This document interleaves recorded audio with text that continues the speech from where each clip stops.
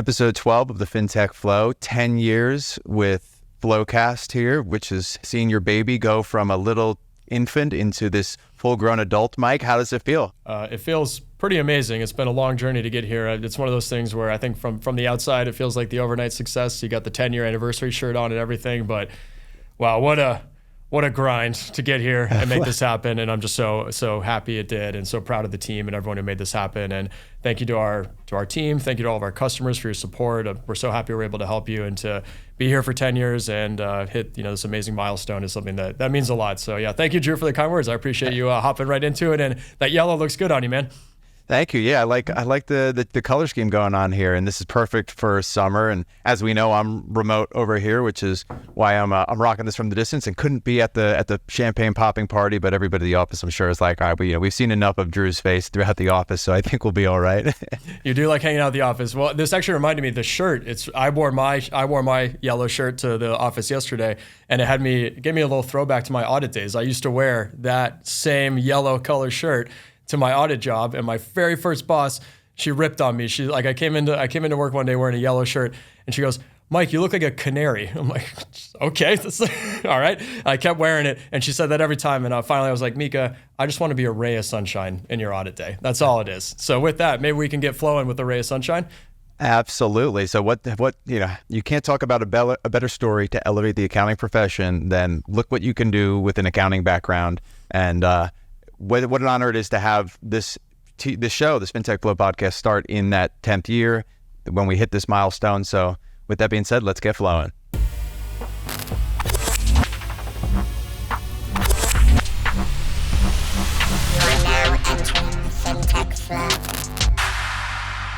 What's going on, everybody? Welcome to the FinTech Flo. This is episode 12. We're here in July, the heart of summer. It's getting hot. East Coast to West Coast, it seems there, Mike. Yeah, coast to coast. I got 95 with no humidity. And what are you dealing with? I'm dealing with, what do we got here? It's like 95 as well, but all humidity. Oh, okay. Well, hey, I guess I win.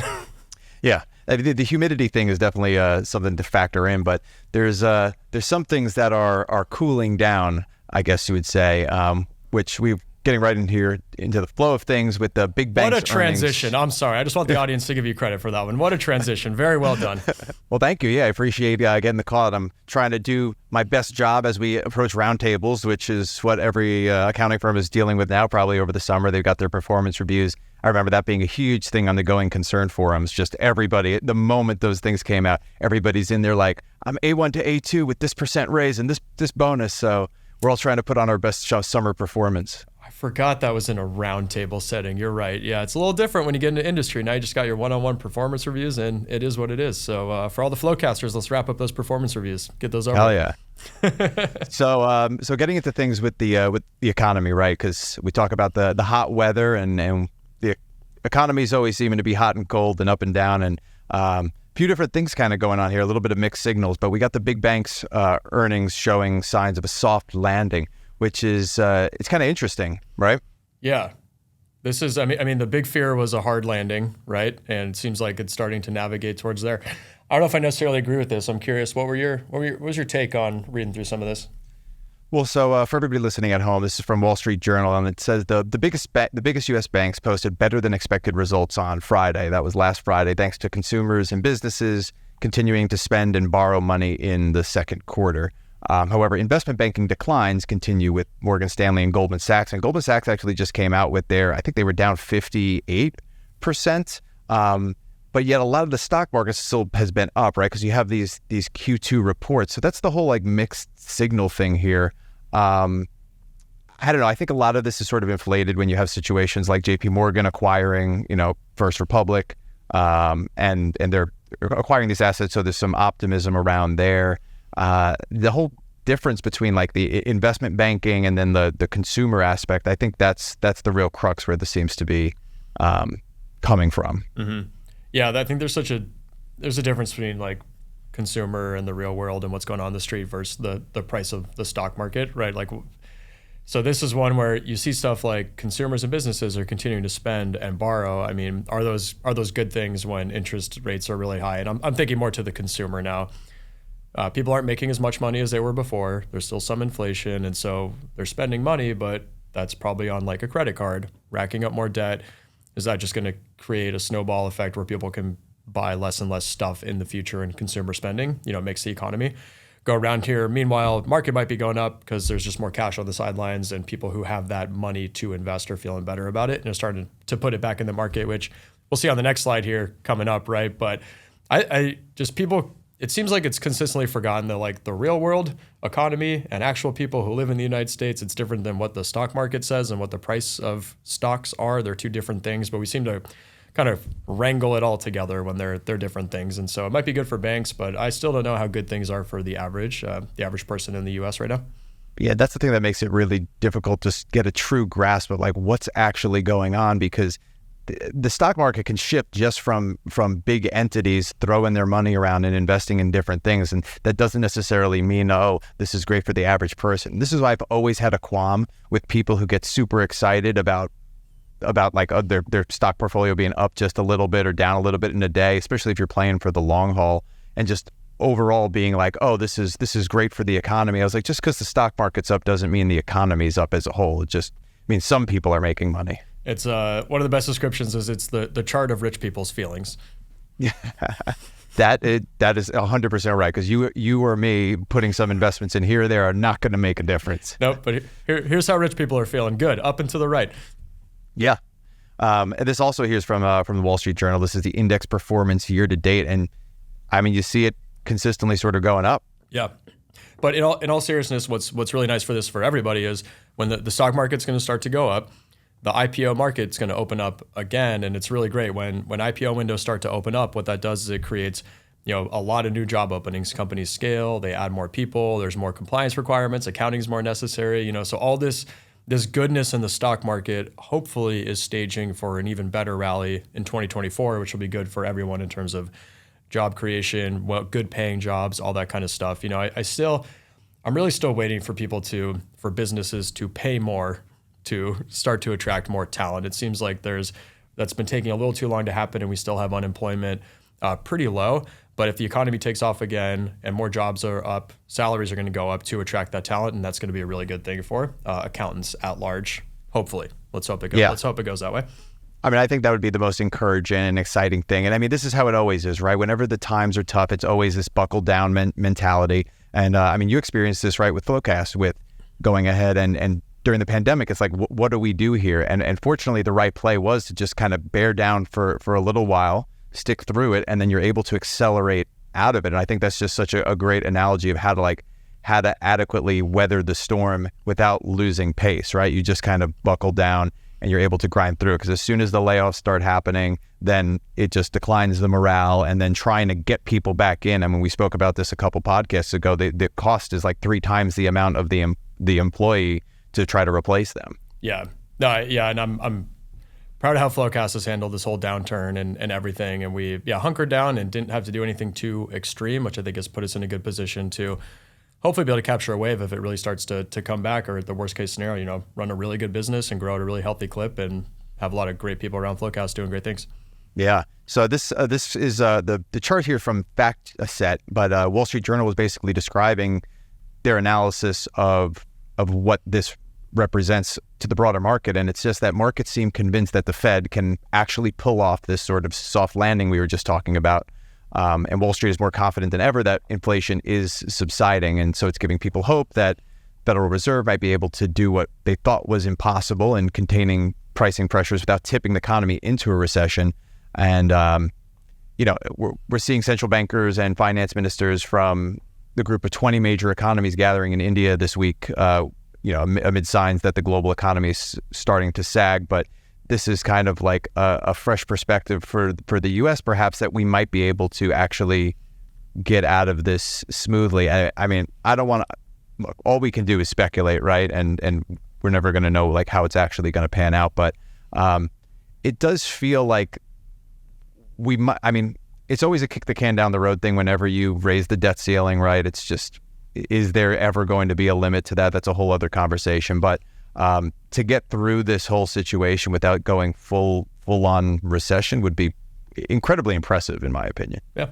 If we've hit the bottom and this is us coming out of it, then I would say, well done. Yeah. Good work This is just by the Fed. Yeah, this is a terrific summer and an exciting time. So other things that are exciting, right, is of course talking about globally here. It's raising money, and I thought this was pretty interesting. So this is the Egyptian fintech company Flash. They got $6 million in seed round funding, and it's based off of this notion that, and I just discovered this even from finding this article, that, and this is from Accounting Today, just Egypt, like Egypt and Africa and all these countries, they're still in a very cash-based system.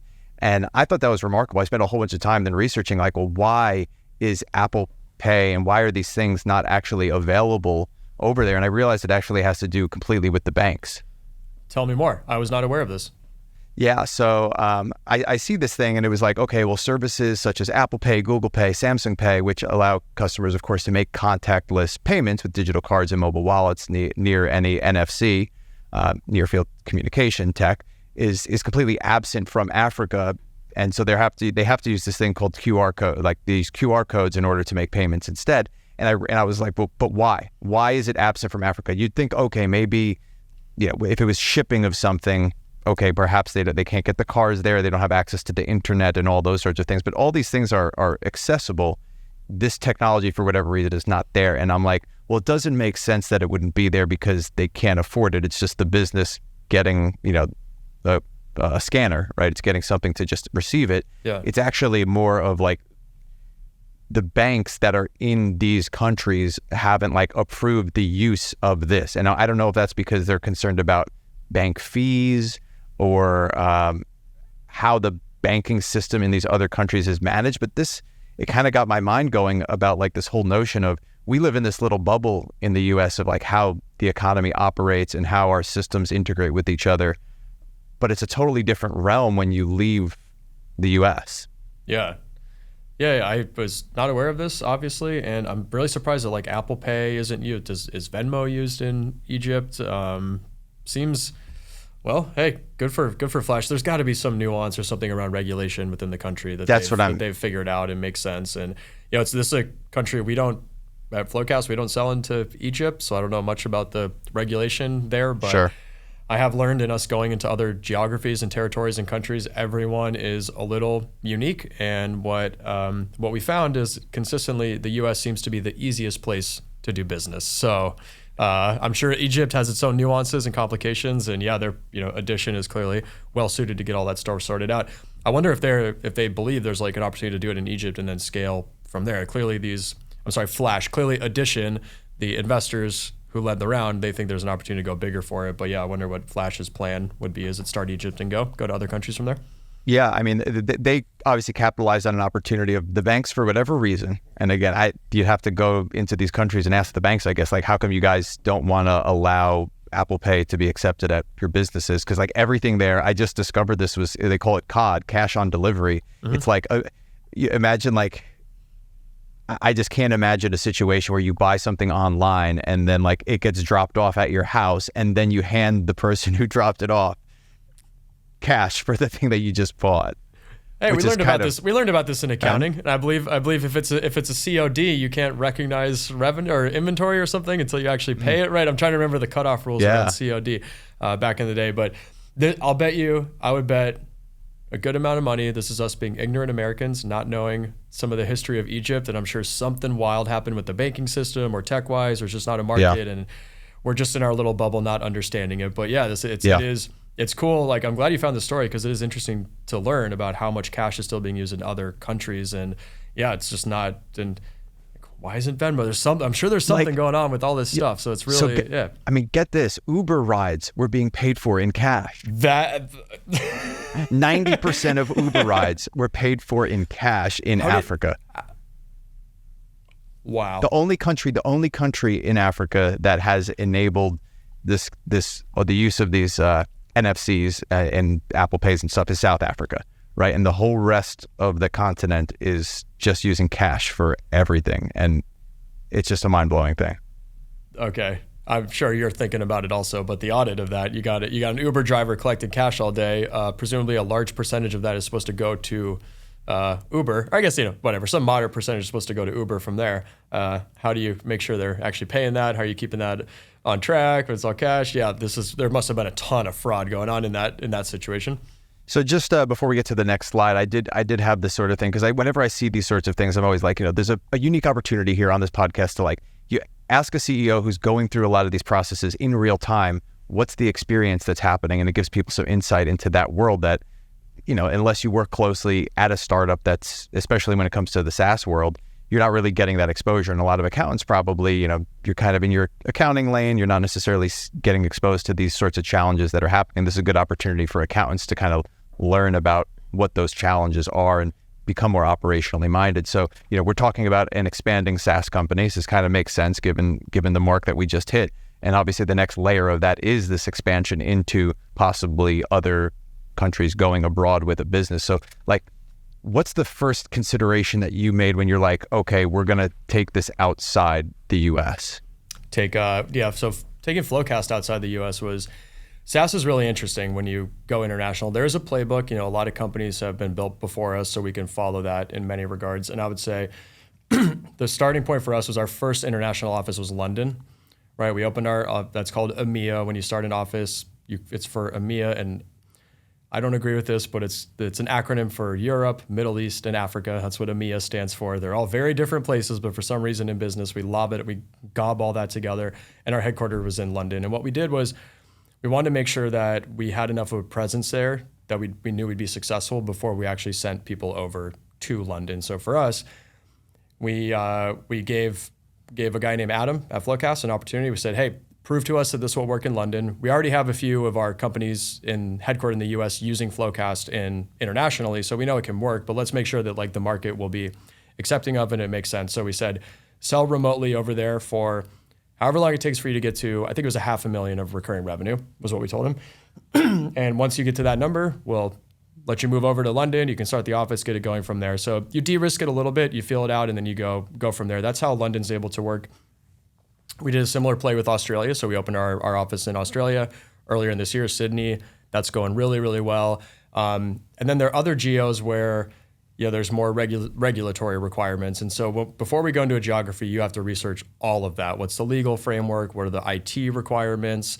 And those are really the two big ones. And then it relates to hiring, payroll, all this good. There's just so much more regulation everywhere else than the US. That's really the hang up. So you have different approaches depending on the territories.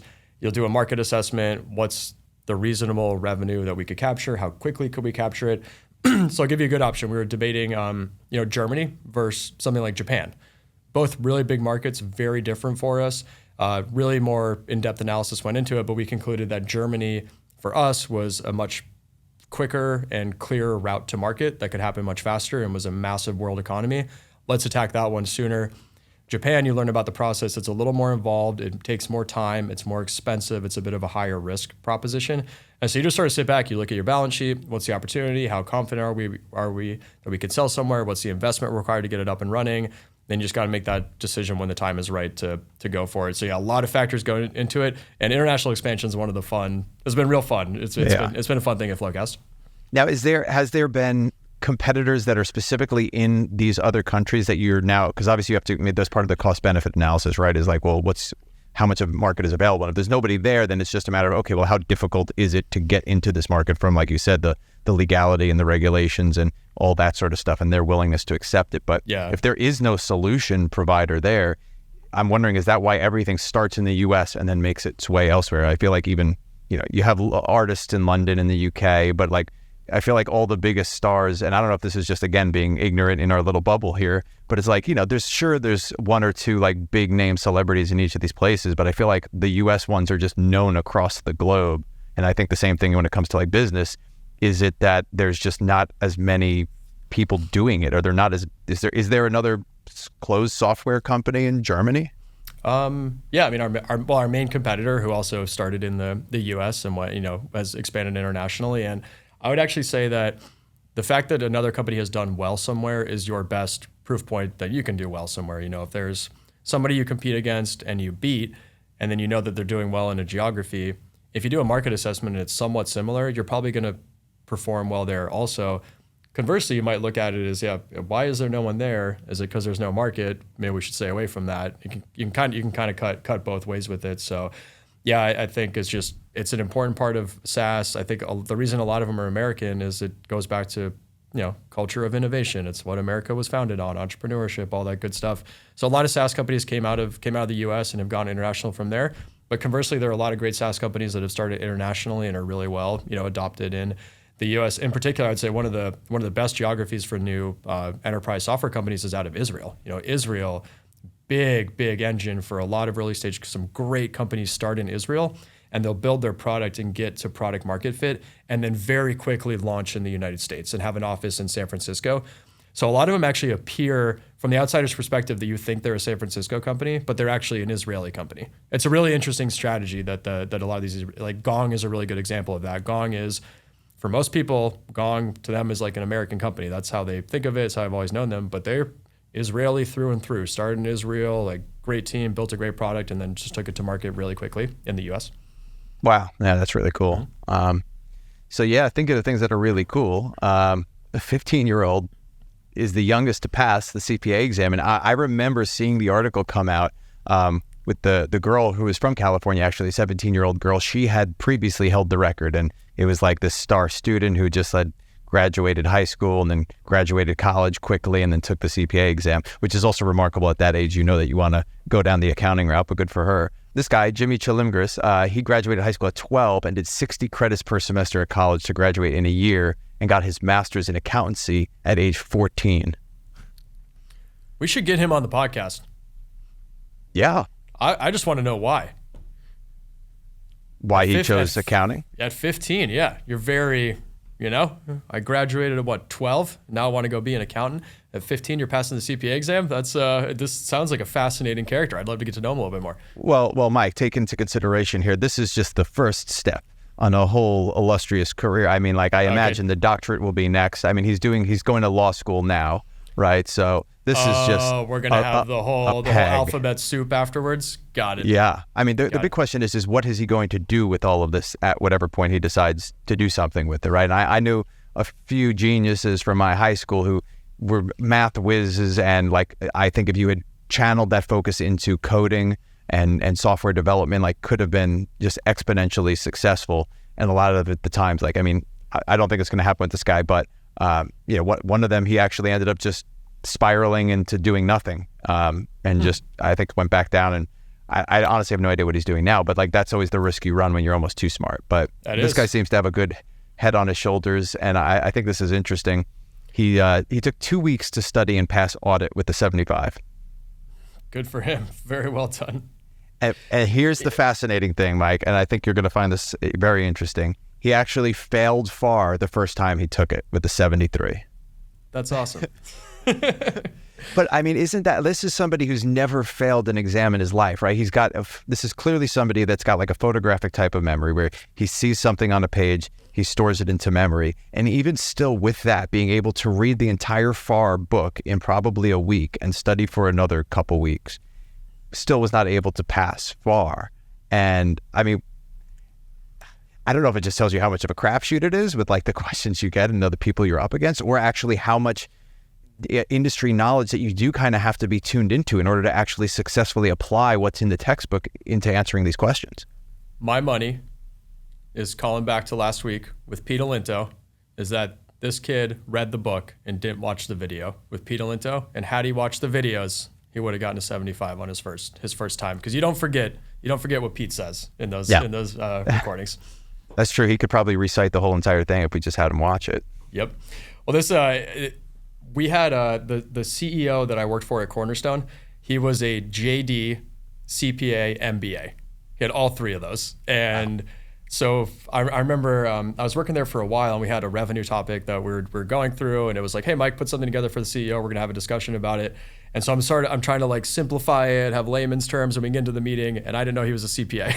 And he just goes into it, and it's wow, this guy, the breadth of knowledge that he had, and just kind of ability to understand everything that was happening with our business, legally, accounting wise, and then obviously the entrepreneurial go-to-market side of it was unbelievable. So if you can get the alphabet soup going, and he's got some good jokes about all the acronyms he has afterwards, but if you can get the alphabet soup going afterwards and then apply that to business, you can be really good. But I want to call back to your thing. Like, this is probably the first time he's ever failed a test. You're probably accurate, and that can be crushing for people. I'm used to failing stuff all the time. It doesn't matter. But like when you get out in the real world, it's not always a 99 or 100% on every exam. So you do need to get used to failure a little bit. So I do feel like that can be a tough adjustment for some of these, the 4.8 GPA type students. They get out of school, and then all of a sudden you might get knocked in the face one time, and you got to just get up and get back after it and not let failure bother you. But we'll see. I would like to get him on the podcast, so I want to learn just more about this guy as a character.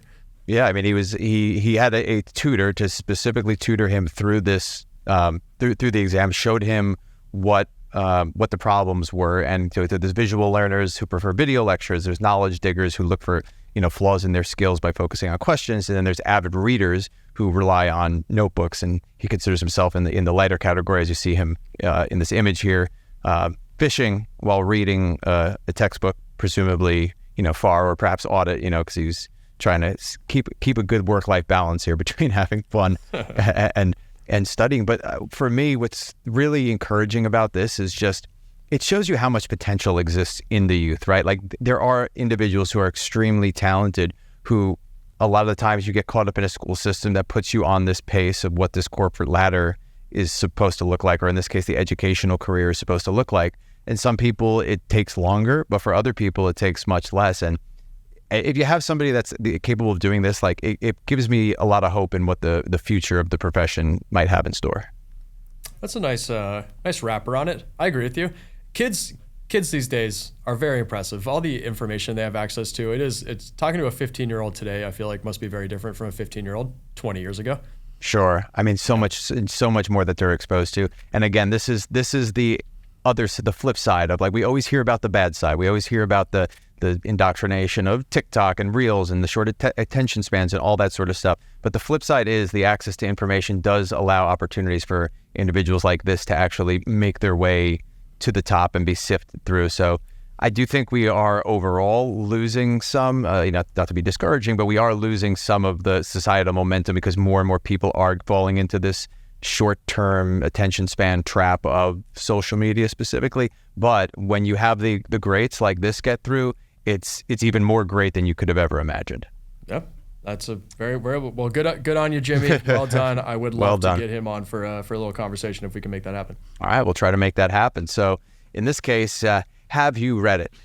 So we just read about that, but here's some other things which I was forwarded this earlier in the week, and this is an ad. It seems to be from the 1960s. I mean, I'm making that assessment based off of the hairstyle here, maybe 50s, 60s. Like I'm getting Grease Lightning vibes. Are you seeing that? I think you might be a little late, but I would love to know when this is from. But when I saw this slide, it like quite literally hit home for me. So I'd love to hear your take on it, and then I want to give you my thoughts on it.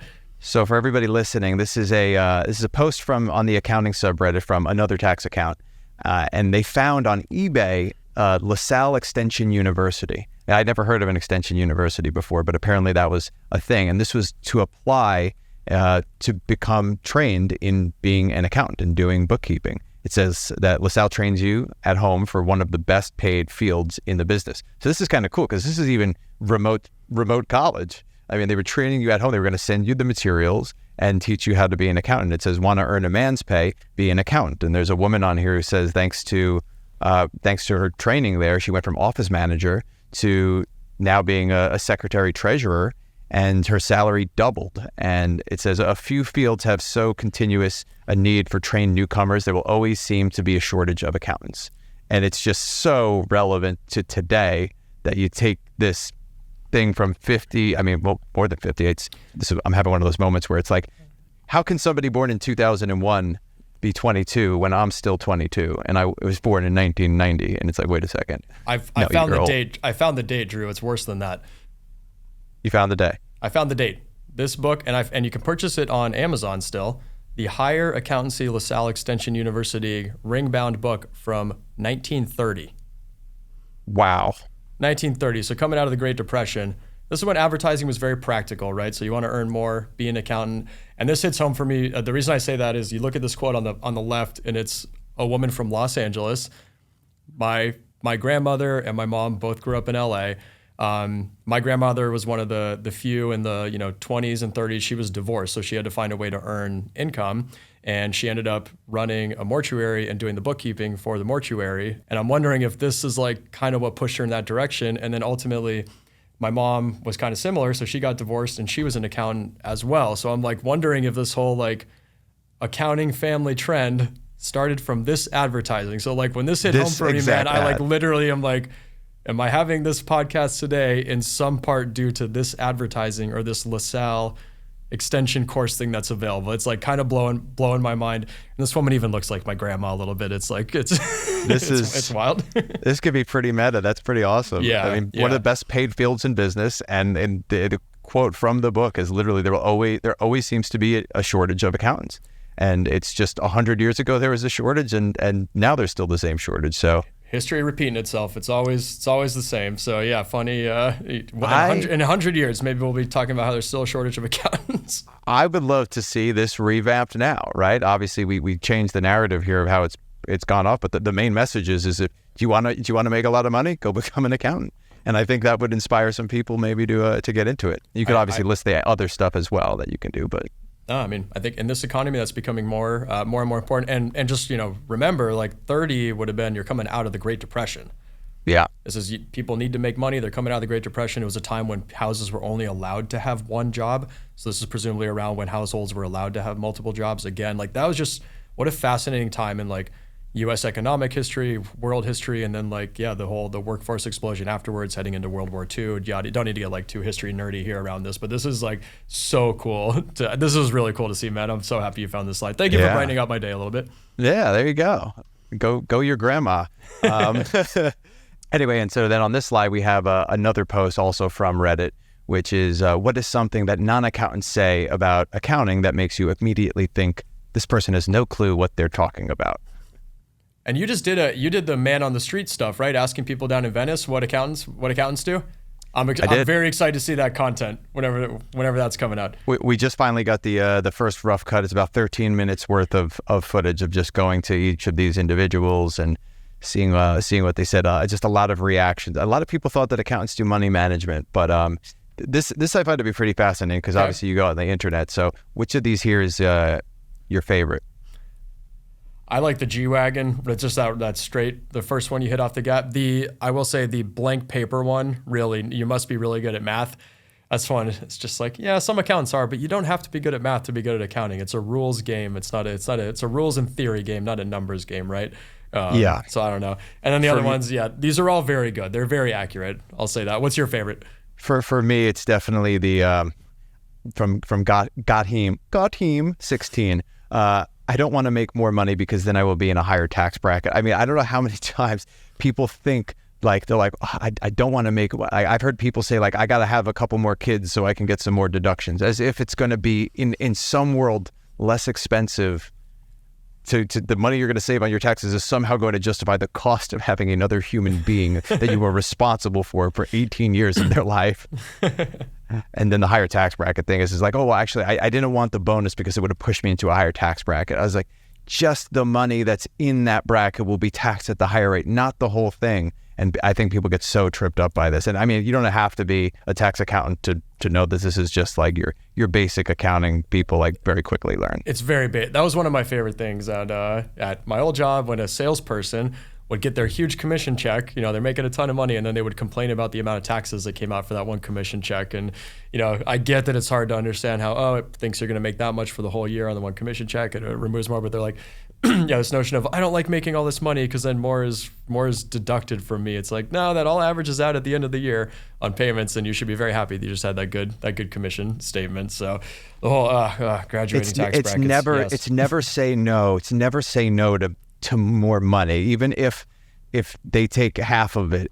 You still have 50% more than you had before. So just take it and run.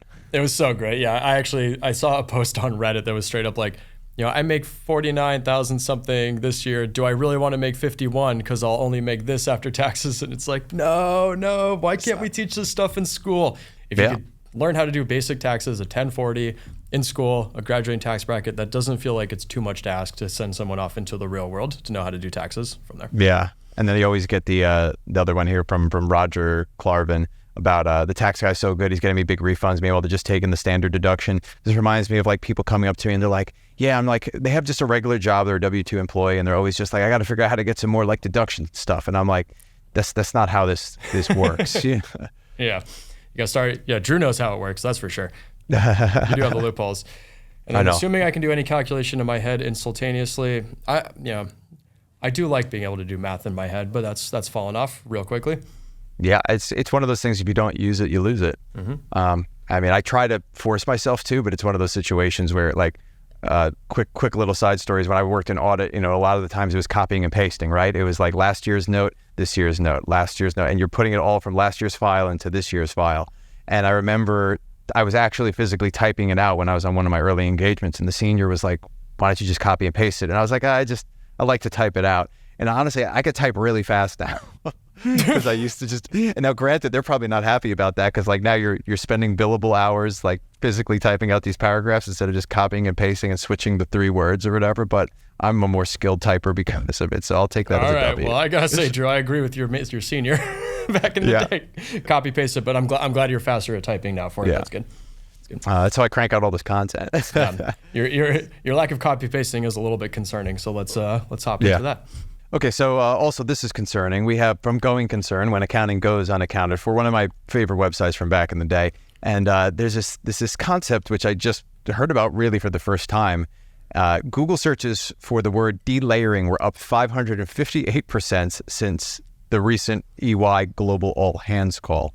And I'd never heard of this process before. I don't know if you're familiar with the process at all. Nope, never. I will give you, I took the liberty to check out what exactly is this. And delayering is the process of removing layers of hierarchy between the highest and lowest levels in order to boost operational efficiency, decrease the wage bill, and remove red tape. Delayering typically removes middle managers, providing senior managers easier reach over the organization as a whole. It just sounds like a way of firing people who are in the middle. Yeah, I wonder how long this term has actually been around. This seems like something that might have gotten either created or dusted off with all the tech layoffs, and Elon and Twitter leading the way with cutting massive amounts of people. And I think what ended up happening was a lot of people realized that a lot of tech companies, what was happening was people get into a tech company and they want to get promoted, right? And everyone wants to get promoted, but you need like 7 people to report to somebody. So you were creating a lot of bloat to sort of appease really, really like energetic and high achieving people who want to do great things with their career. They want to get promoted. And so in some ways we were like structuring organizations to meet people's career aspirations, not do what's best for the business necessarily. So now all of a sudden just realizing like, hey, that is a layer in a company that's causing a lot of inefficiency. Shall we delayer that layer, which is a very lame business term for, should we just fire a bunch of middle managers that we created because we were inefficient as an organization? It seems like a pretty crummy thing that's going to be happening here, but That's a really good point that you bring up, because I feel like that's very common. And this is like a challenge that I'm sure, you have to navigate through as well as you scale and grow a company, right? Is you want to reward the people who have been there, right? You want to reward the people who are energetic, who are trying to be high achievers, and help them with their career goal and trajectory. But sometimes it doesn't necessarily match with the existing organizational structure or the direction that the company's going, or you're just not at the size yet where that's a feasible option. Mm-hmm. Yeah, it's and a big part of why people join startups is to get promoted and grow, right? So we're in a bit of a bubble where people are promoted all the time.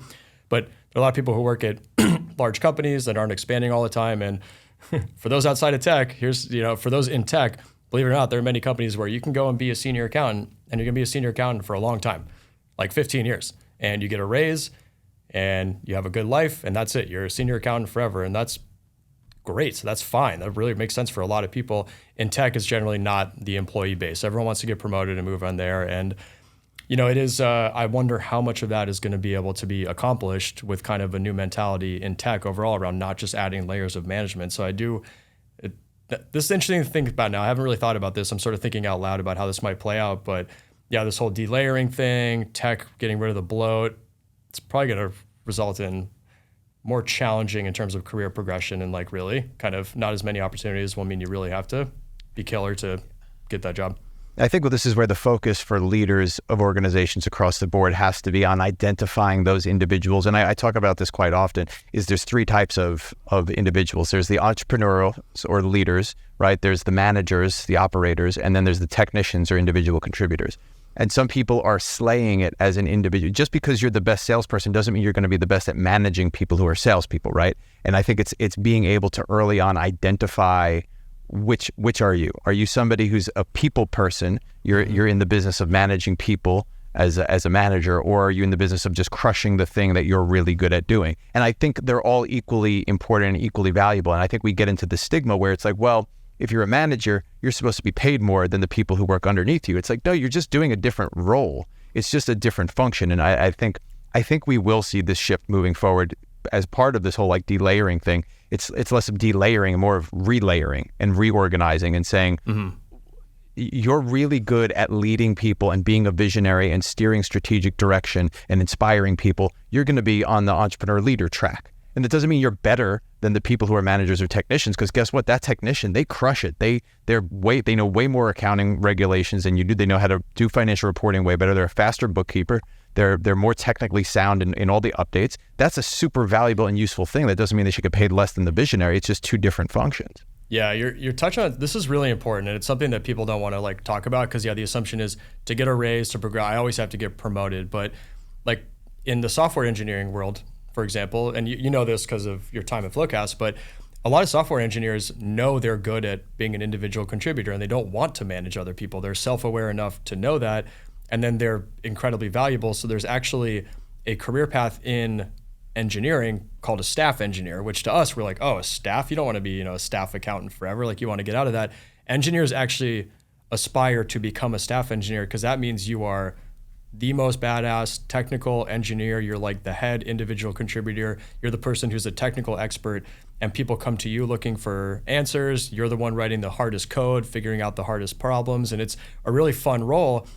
And it's a really challenging role, but it challenges you with the appropriate things you should be challenged in. If you take a great engineer who's really great at programming and problem solving, and you say, hey, I want to challenge you to manage a bunch of personalities, and then they're not good at that, and you're wasting their tech chops, all of a sudden you've done what's called the Peter principle. Have you heard of the Peter principle? Oh, explain. All right, so the Peter principle is that you promote someone to their level of incompetence. And that's usually what happens with like really great individual contributors. You're going to say, oh, you're a great software engineer. Thank you so much for doing all that great work. We're going to promote you to manager. And it's like, wait, but managing is very different than software engineering, in the same way that like being a senior accountant or a staff accountant, booking journal entries, doing reconciliations is very different than managing people, running one-on-ones, dealing with personal conflicts, just like all the little stuff you have to deal with as writing performance reviews. Like there are all these things that are different. And the Peter principle states that you promote people to their level of incompetence because people want to get promoted. And what's unfortunate about that is you're really doing that person a disservice by putting them in a position to not succeed, which is not good for you or the person who got promoted. And I've had tough learnings over the years, but it is a very real thing. And delayering, I like your mentality around that. You're like framework for here's how people should get promoted, and maybe we come up with ways for people to make more money as individual contributors, so they don't feel as though they have to become a manager to make more money. And then, not like glorify management as much as it is glorified, because it's quite frankly not all it's cracked up to be. I'll throw that out there. Oh, absolutely. And I mean, I think a good example too of like where you could see this is, so I think our very own brand evangelist, Stefan, right? He went from being a manager, leader, as controller to now becoming more of an individual contributor. He loves it. Right. And it's like, this is like the best thing, because you're responsible for your thing. And like, as long as you're happy with like the route that you're in, you're happy with your pay and you like what you're doing, then you can pick. Some people just they like the luster of, like you said, this glorification of what it is to be a manager, which sometimes gets convoluted with what it's like to be a leader and have power. Managers are the people that know how to get stuff done. They know how to get the team to execute the project. The leader is the one that says, this is why we're going to go do something, and this is what we're going to go do. And then it's on the manager to say, this is when we're going to get it done, and this is how we're going to get it done. Yep. And then they ensure that the individual contributors and the technicians are adequately prepared. I think if everybody was making the same amount, then nobody would be jealous of anybody else. It would just be like, a lot of people probably only want to be managers just because they believe it comes with the pay raise or they comes with this better title, but not actually because they want to do that job. Exactly. I've heard so many people or so many executives, they'll be like, oh, so-and-so wants to get promoted again, blah, blah, blah. And it's like, yeah, what they really mean is they want a raise. It's just promotion is kind of guise for a raise. But this is, I think this could be really healthy, actually. This could be a tough transition, but it could be really helpful for aligning people with what they want to actually do. And yeah, for those listening to the podcast, like, might want to really assess what you want to do, because what Drew just mentioned about individual contributor, leader, manager, that's all very true. And for me personally, I dislike managing. I know that's really weird, but like I'm in my zone when I can be a leader and do all that stuff, or I very much enjoy individual contributor work. Like I love putting on my headphones, doing my own thing, being in my bubble and banging work out and getting stuff done. That's like very rewarding for me. I love the pursuit and making progress, and I love leading.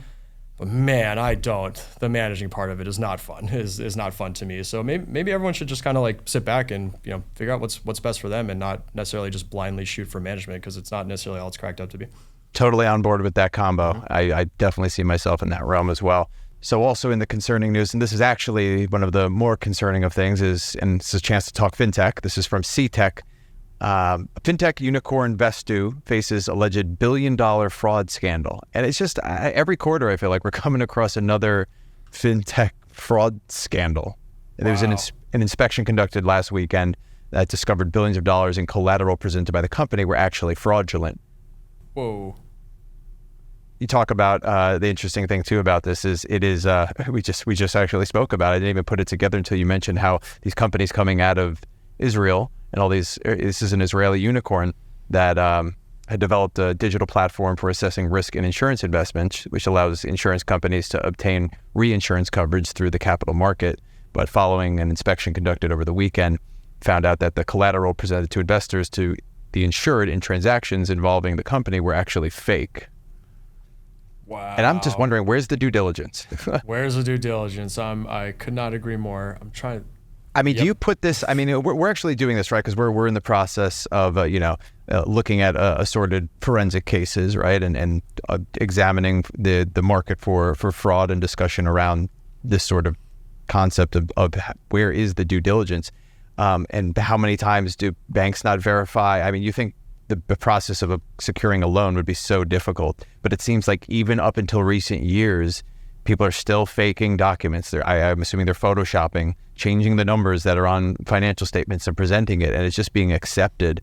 And is that just because the people at the bottom really don't care that much, and they're like, well, they gave me something, it checks the box, and that's it?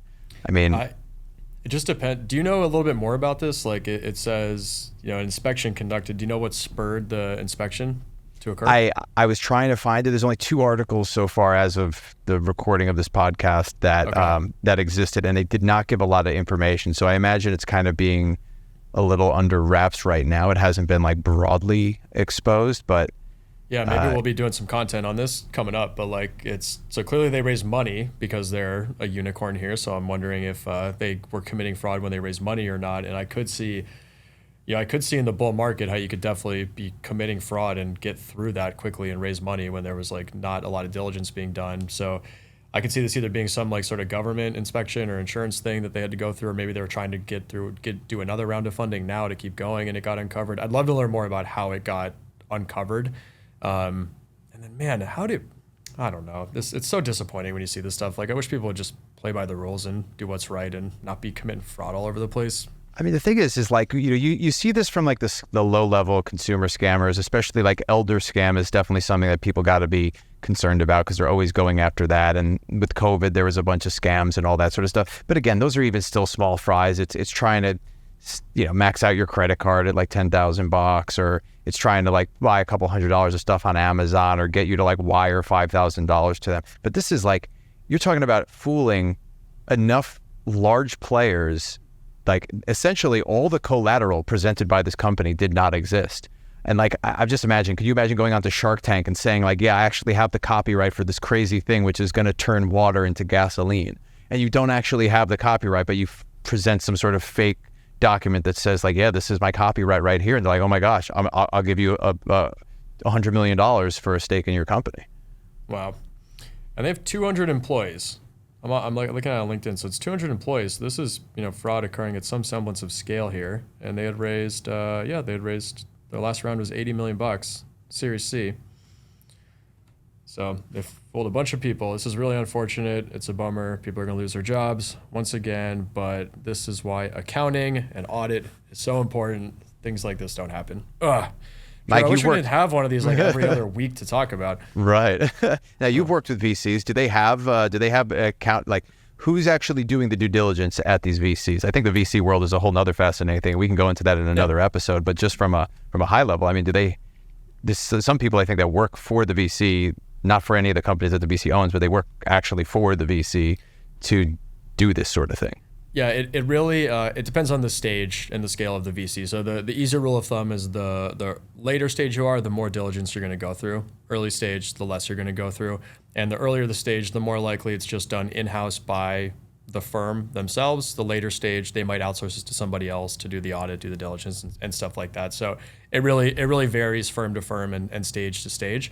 But at no point after our seed round would we have been able to like get away with fraud without being real sketchy about it, like being very intentional about it, So that's why I'm so surprised, because Series A sent over financials, balance sheet, all that stuff. Like the B round was actually an audit, C was also, and we constantly went through diligence, and either the fund themselves and their analysts, or I had auditors digging through numbers and asking me questions, and it all felt reasonable. And I just can't believe that people have the conscience and the skill to like pull this crap off. And how do you have a company of 200 people like rallying around it, selling stuff that doesn't exist? It's just what a lame way to be running a business. Yeah, I think the accountants would be the first ones to pick up on this, actually, right? Especially if you're trained in being ethical, right? Because like at some point you're depreciating stuff off of the books, and the thing's got to exist, and you're usually asking, the CEO doesn't just send you a message like, "Hey, we bought a $1 million piece of manufacturing equipment, throw it on the books and straight line it for 10 years." Like you're like, well, let's see the document, and probably do an inspection of actually verifying the thing exists, especially if it's of that substantial value. Yeah, I'm sure there's a story behind it. I would love to hear the story. Yeah, maybe this is like a fraudcast one day, but there's also AI involved in this whole thing. So, maybe there's something where like the AI messed up and something happened and they had to do this to fix it. I don't know. This could be a really interesting one. Probably not. Probably a really lame one. Someone greedy and trying to make a bunch of money fraudulently, and they got caught. Which I'm all for that. So we'll see. We'll put a note down there to check back up on this case next round. Yes. And now for our favorite part, the most fun way to wrap it up. Let's feel good about ourselves with how should we account for memes. And this one was not a lot's been going on. Everybody's kind of on summer break in the meme world, it seems. But this one has made its way around all the time. It's because obviously, the movies just came out, and so this is a whole big to-do here. And this is obviously Margot Robbie here as Barbie, and this comes from Carlson Rattle, which is just marketing majors, and pink and bright and excited and fun, and then accounting and majors and happy, and then accounting majors in this just like deadpan stare, looking at the camera. Pinot is what this is giving me, right? And just black and white, straightforward. And it's so true. Like, I mean, I've spoken about this many times. We viewed accounting as this is the difficult one. This is the creme de la creme of the business majors. This is if you had to pick what's the most difficult one and what's the one that has the most esteem behind it, it was the accounting majors. And the marketing majors, of course, were having fun. They weren't cranking out stressing over their final exams and having to read through all the tax courses and all the audit courses and all the managerial accounting courses and all that sort of stuff. They were just like, today we're gonna like do a pitch on a product concept and just talk about how we would sell it to the broader market. It's super fun. And not to put down anybody in marketing. I got my master's concentrated in it, but it is very much so true. It's like these are the people who are behind the scenes, just very black and white, and then here's the very colorful and illustrious visual. This is certainly the stereotype. I think it fits it really well. But all that said, you have a concentration in marketing. You work with our marketing team here at FloQast. I've gotten to know marketing a little bit more, and while this is true to some regard, I also want to shout out marketing is now like a data intense role, ton of operations, a lot of technology. It's very different. Like in some ways, marketing is starting to bring in some of those accounting traits of you got to be good with data and numbers and really understanding conversion rates and funnels and how to get it's not just positioning and messaging and advertising. There's also the demand gen quantitative part of it. So marketing is that it's really easy. It's good to put a meme together like this. It's funny. It hits the stereotypes and everything. But like for the accountants listening to this who don't actually work with marketing, just know like it is a pretty intense field behind the scenes and a lot more than just this. So I want to give a little shout out to our marketing team. I don't think you're just a Barbie. I think you're a lot more than that. So appreciate all your hard work. Yeah, the thing about that is too is like I think the key here is like this is looking at just like the majors, right? It's just the people in high school. But there's a reason why if you actually have some more of those accounting traits like you talk about and you do major in marketing, you do have a huge leg up because you can be data driven and analytical. And when I was doing my MBA course, within the marketing section of like our big final foundations project, they're the ones that are picking the pricing and have to view like the elasticity of how them changing the pricing will impact the market. And doing the calculation to even figure out like how much do we need to charge in order to have this be worth it, that's a very financial oriented job role, but it falls within marketing. And I think this is a good opportunity for people. And I would love to see this sort of combination of, we talk about expansion of accountants into operations. I also think expansion of accountants into marketing. And it's not just, oh, these guys are good at drawing pictures, so why don't you go into marketing if you want to be in business? It's like, no, this is a very analytical, like you said, it's a finance sector, and should fall in there.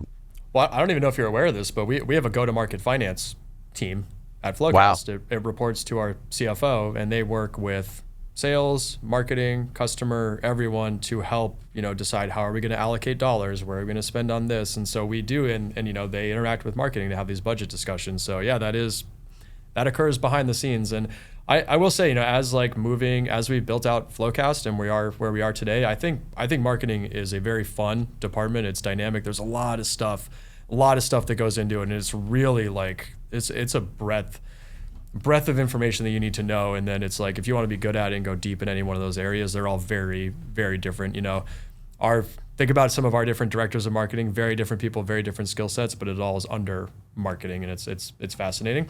Are you seeing these movies, by the way? I would like to. I think I have to go see. This is like Oppenheimer, I believe, is probably the one on the right, and we got Barbie on the left. I think so. I don't think left's Oppenheimer. Yeah. I've seen these things popping up all over the place, which is everybody's talking about. Obviously, these new movies. There's this thing. People are going to see both of them in the same day or whatever. They're like, I was hanging out with someone last night. They said they were going to see both of them on Saturday. I'm like, all right, cool. I'm glad there's people are going to the theaters. That's great to hear. This just goes to show you, I'm sure our producers in the back are just like laughing at the fact that we got these two accountants having a conversation about this realm. And it's just like, oh, I think this is something to do with pop culture. All right, well, it's the Barbie and Oppenheimer movies coming out. Polar opposites, and a lot of people are making a fun Saturday, I guess, and going to see both of them. And given SAG and writers, this is the only stuff you're going to have for a while. So enjoy it and soak it all in. And this brings me to the second. To the second, which is the exact same meme. Right, everybody's just taking this meme and putting it around. So the last one was from the Big Four accountant. This one is from Liquidity, which I just love that name, by the way. This is the company's financials in the confidential information presentation, right? That's the Barbie one. And then the company's financials in the data room. And that's just like the straight up black and white, the numbers. And then of course you take it. So that's where you could be if you're a creative accountant, right? And you want to integrate into marketing. It's like, let's take these dull numbers on an Excel sheet that are boring when they're in that place, but let's take those same numbers and put them onto this deck, which looks super pretty.